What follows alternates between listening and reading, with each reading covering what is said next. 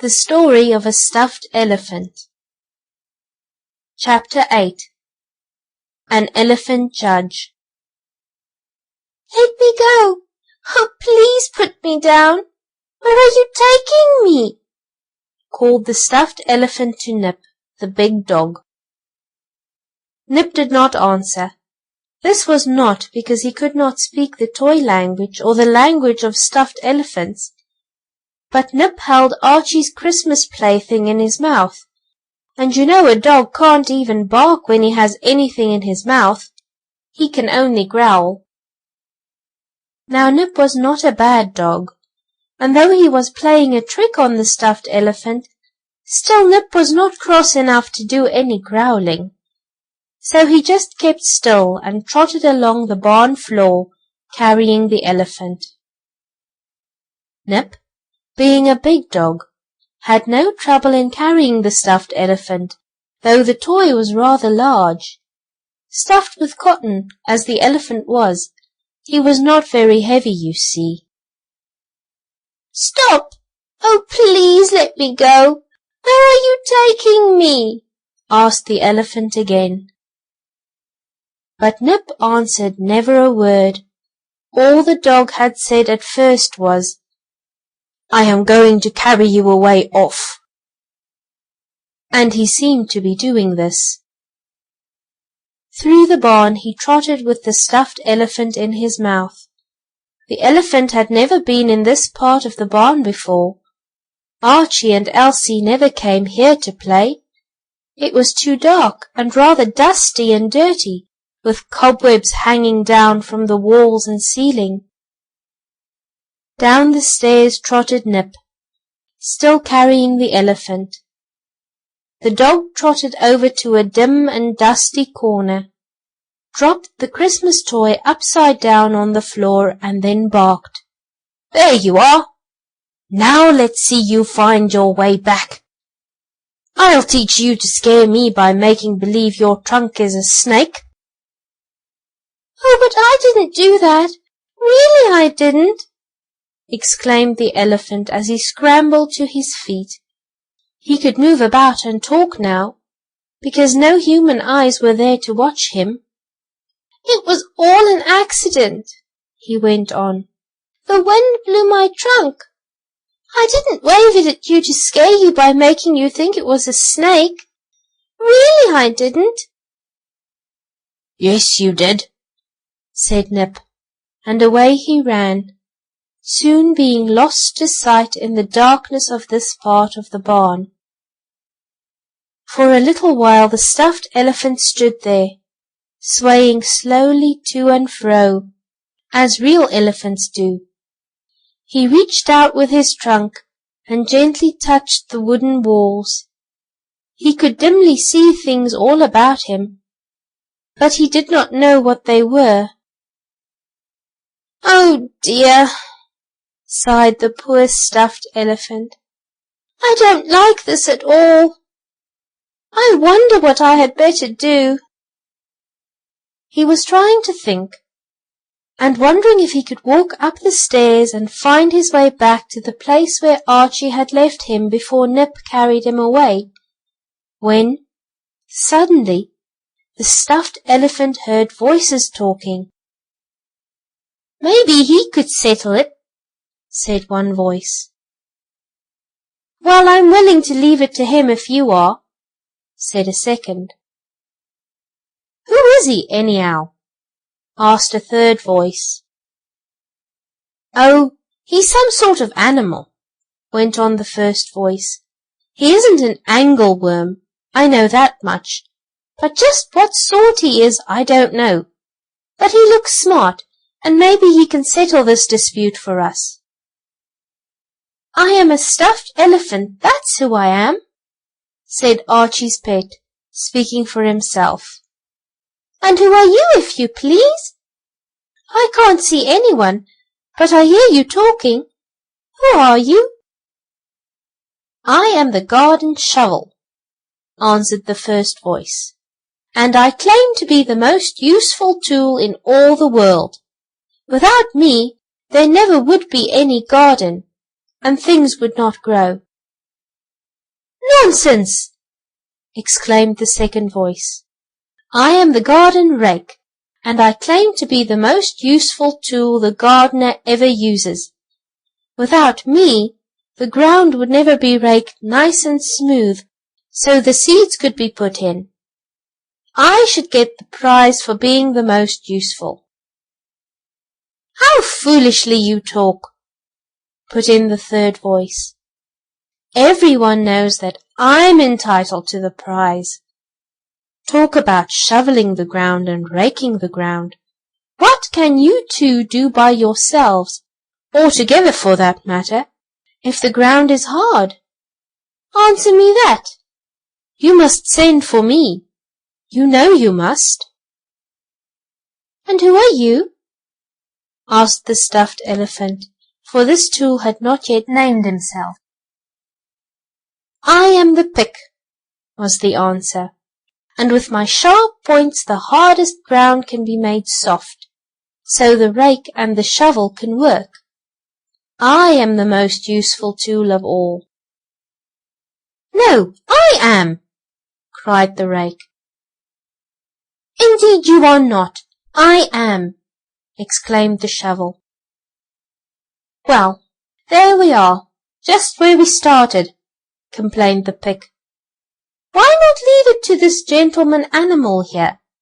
What did you say your name was?" he asked politely, and then Archie's toy saw the pick, the rake, and the shovel step out from a dark corner and stand in a row before him. "I am the stuffed elephant," was the answer. "This is my first visit to this part of the barn. What is it you want me to do?"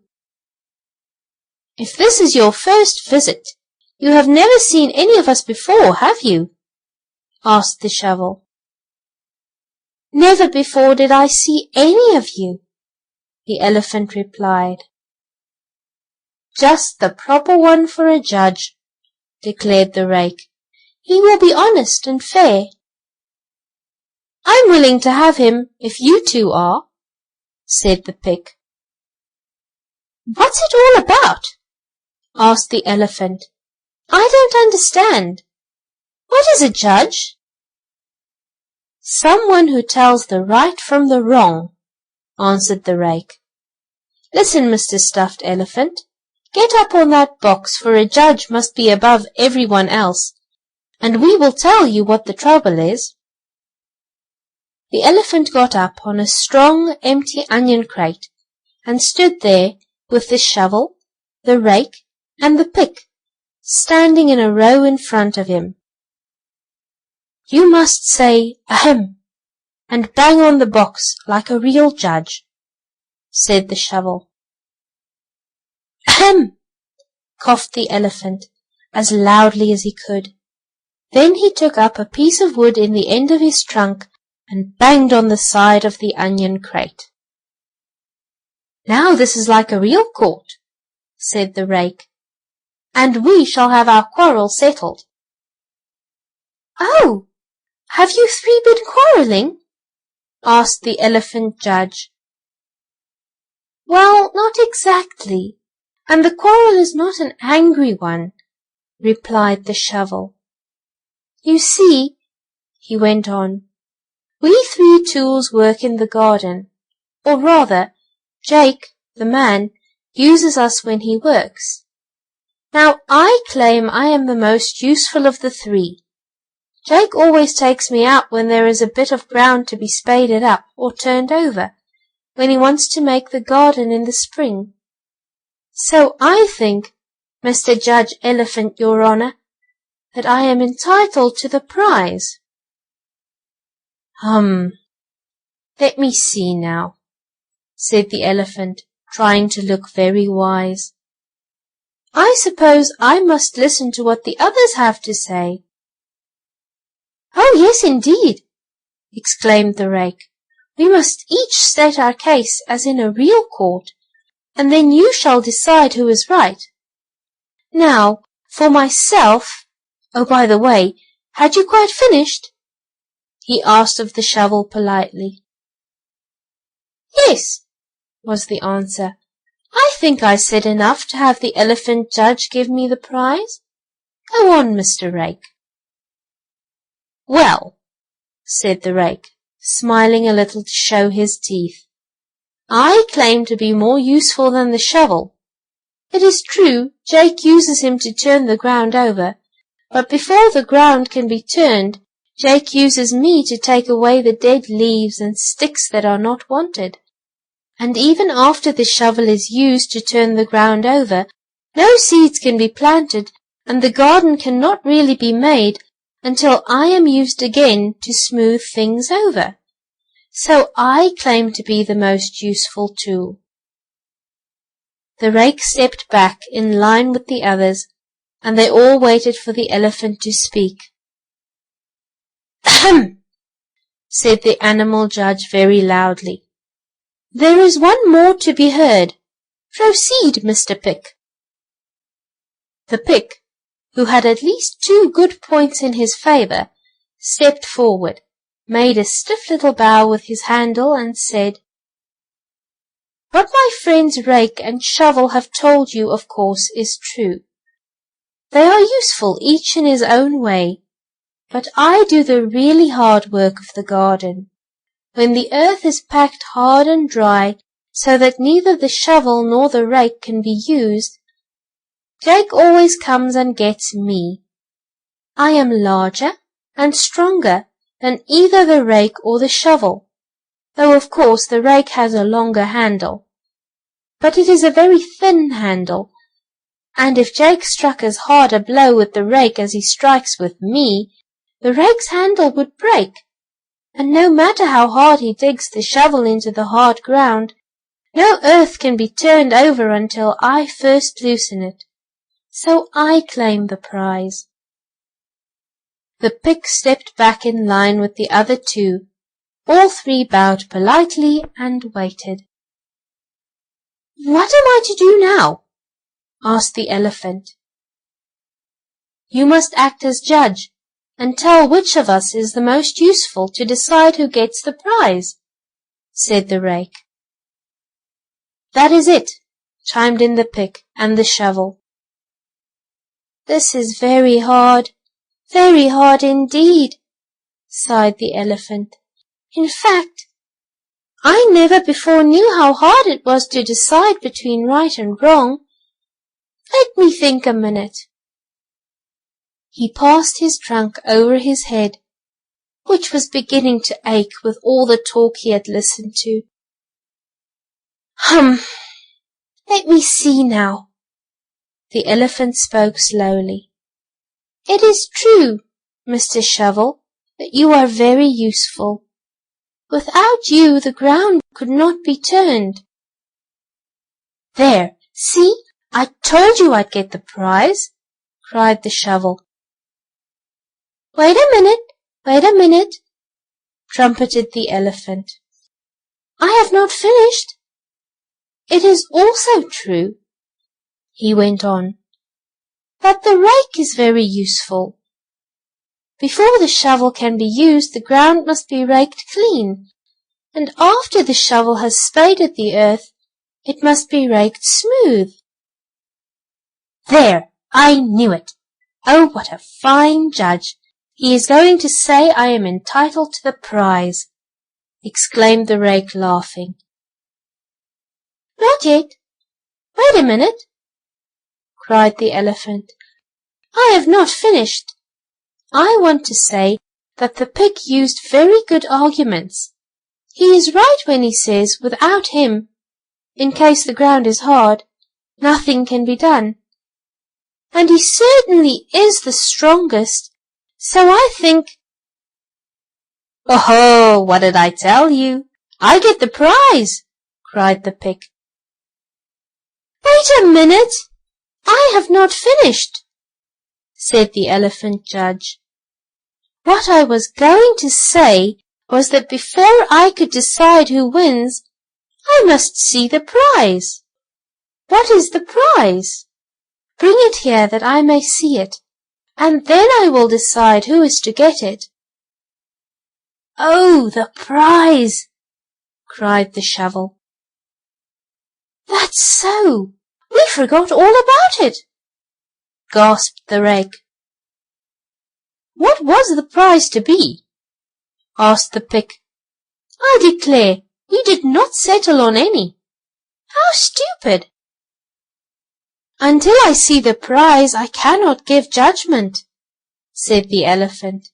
So the case will have to go over, as I believe they say in court, until the prize is brought here. Stop disputing now, and get me the prize. Yes, yes, the prize, the prize, cried the Rake, the Shovel, and the Pick, and away they scurried.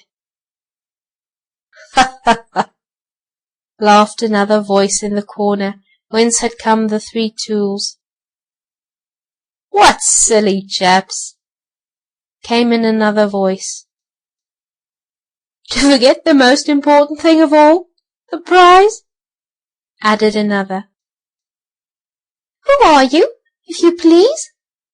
Asked the Elephant, stepping down off the onion crate. I'm the hoe, was the answer of the first. If I had wished, I could have told how useful I am. In fact, I think I will have a try for the prize. I'm just as much entitled to it as you are, someone else said. You needn't think you can get ahead of me. Who are you? Asked the Elephant. The wheelbarrow, was the reply. You ought to see the loads I carry. I ought to get the prize. What about me? Asked a third voice. Who are you? Asked the Elephant. The lawn-mower. Just think what an ugly place this estate would be unless I kept the grass trim and neat. It should be my prize. Oh, my goodness, exclaimed the poor Elephant. If there are to be more disputes and more evidence in this case, I shall go mad. Stop! He cried as the wheelbarrow, the hoe, and the lawn-mower came forward, all talking at once. Stop! I will do nothing until I see the prize. Court is adjourned. And as the Elephant said this, the sound of loud barking sounded through the barn. Oh, maybe that is Nip coming to carry me back, thought the Elephant. I certainly hope so. End of chapter 8.